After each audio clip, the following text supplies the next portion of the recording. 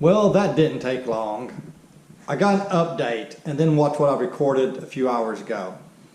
My daughter's SUV, the check engine light has already come back on. First full day she's had it.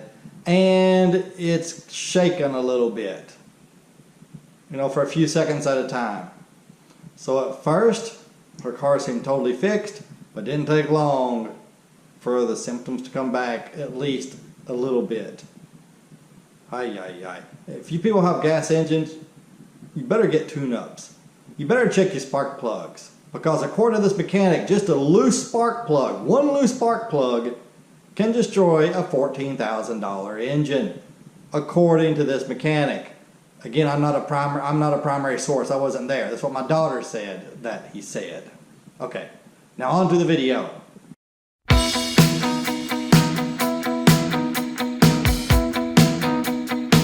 Good morning from Brookland, Arkansas. Homecoming. And that's why I'm wearing Bearcat colors. I don't have a Bearcat jersey or a Bearcat shirt. I keep threatening to buy one, but I never do. So, got my Klingon jersey on.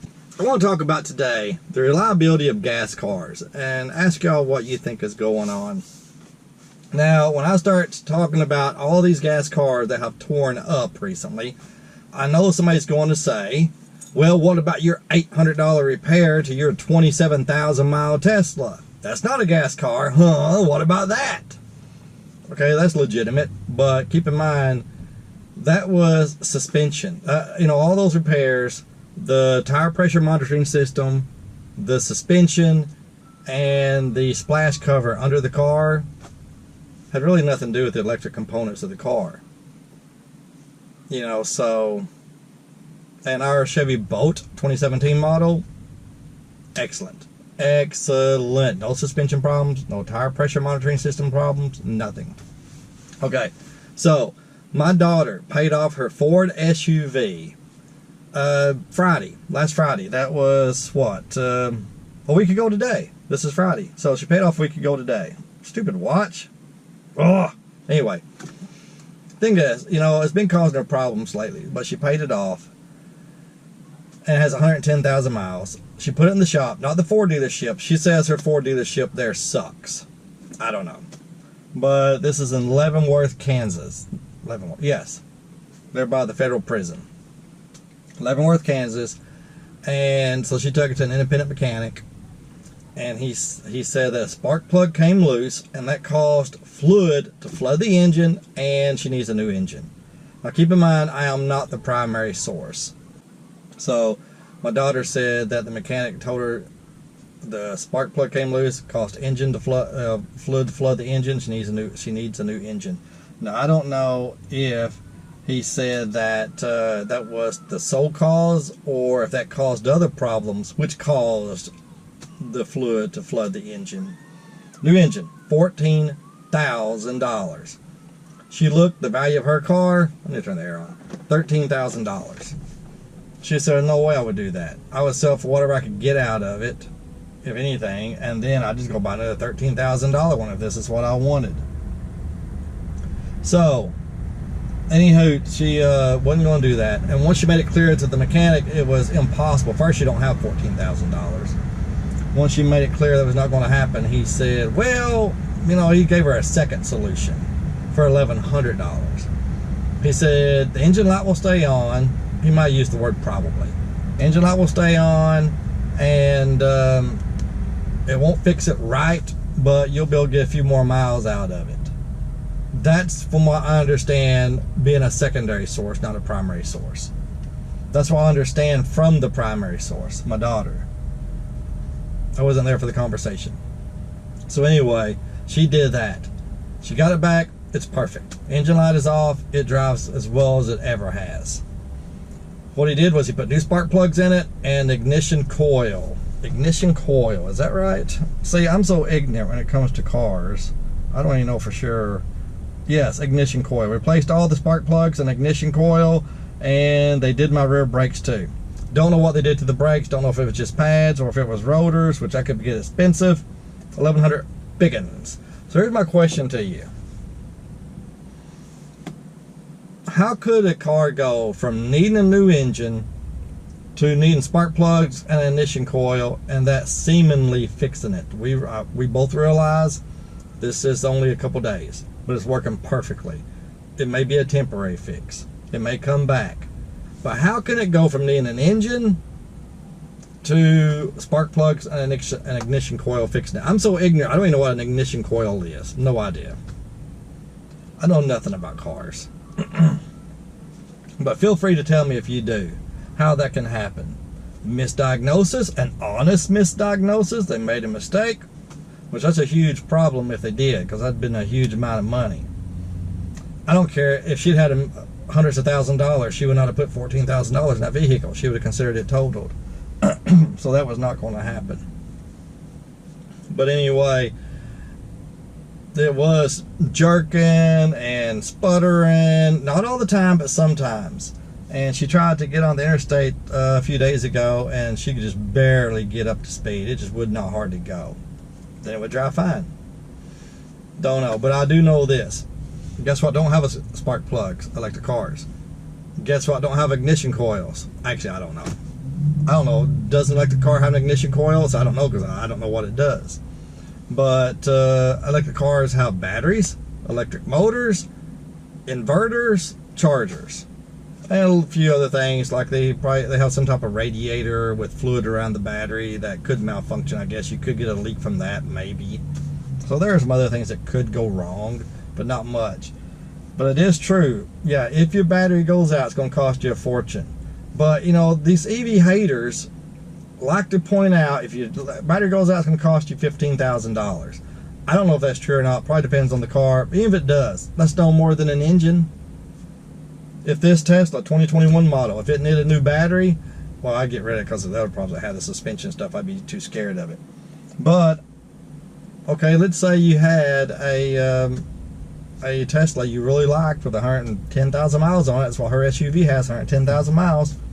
You really want to keep it? Okay, it costs you $15,000, put a new battery in. You know, I could see someone doing that. But you couldn't replace it for $15,000, especially if it's a long range. But her car isn't the only one. I have a nephew and niece. 2 cars, Chevys, 2024 models, under warranty. Both of them are tore up. Both of them are tore up, just a year old. One's in the shop, the other one's still drivable, but it needs to be fixed. There's a ticket on it. They had to borrow a car last weekend because their car is in the shop. I know someone in the family has a Cadillac Escalade. I think it's an Escalade. It may be one step down from that. Anyway, it's a Cadillac SUV. Probably 130,000, 140,000 miles. Probably 10 years old. Had to put a new transmission in it. $6,000. Another person in the family has the same type of Cadillac, a couple years older. They needed to put let me see what time it is, so I don't want to be late for class. Well, wouldn't that be something? I don't want they had to put a new thermostat on it. It was around $1,500 to $2,000 for a freaking thermostat. When I was young, 19, 20, 21, 22, I had to put a thermostat on a car. My first car was a 1979 Monte Carlo. One of my first cars was an early 1980s Toyota. I want to say Corolla, but it wasn't. It was a real small car, but it wasn't a Corolla, I don't think. Anyway, it might have been that car. Well, I remember it was very cheap, and the thermostat was just a little thing about like this. It sat right on top of the engine, close to the engine. I didn't know how to do it, but I paid somebody to do it, and I watched him. Anyway, it was really cheap. So how can that cost $1,500? His heater and air would not work. Are there different types of thermostats? Maybe there's that one right there that I'm thinking of, but there's another one that controls your heat and air, maybe. If I remember right, my thermostat, when it went out, the car kept overheating, if I remember right. But that's, I mean, you're talking about probably 1985, 40-year-old memory. My memory is way better than most people's. I have a fantastic memory compared to most people, but still 40 years ago. I don't remember for sure. So anyway, but my point is not that gas cars suck, electric cars are awesome. My point is that there's less things to tear up on an electric car. I think you have more of a chance of having major problems with the gas car than you do an electric car. It can happen with both, yes, but I think your odds are much better of being problem-free with an electric car than they are with a gas car. Fire away, keyboard warriors. Let me know that I'm a complete, absolute nut. And then I swallowed the propaganda. I'm a moron. Blah, blah, blah, blah, blah, blah. Go ahead, do it. Now to a funny story yesterday happened here at school. The group of 6th graders. These girls were all giggling and laughing, and 5 or 6 of them, and a boy was just kind of watching them.